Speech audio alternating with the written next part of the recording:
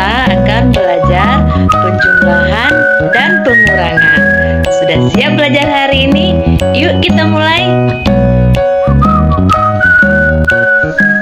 Penjumlahan adalah proses menambah sehingga hasilnya menjadi lebih besar. Lambangnya adalah seperti ini ya anak-anak. Nah, kita langsung ke contoh soal ya. Lani mempunyai topi berwarna merah. Ditambah Lani mempunyai sarung tangan berwarna pink. Berapa ya kira-kira jumlah topinya? Iya, 4, benar sekali.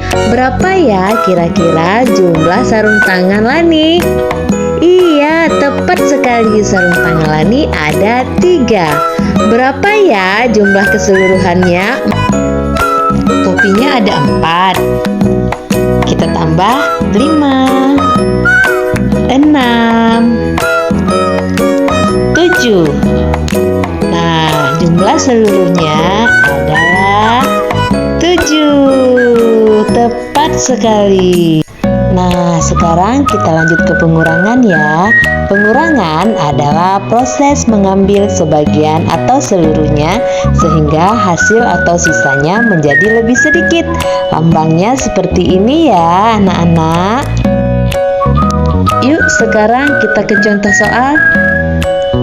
Edo mempunyai 10 apel. Dimakan adik Edo 4 apel. Berapa ya tinggal apel Edo? Kita hitung sama-sama yuk. 1, 2, 3, 4, 5,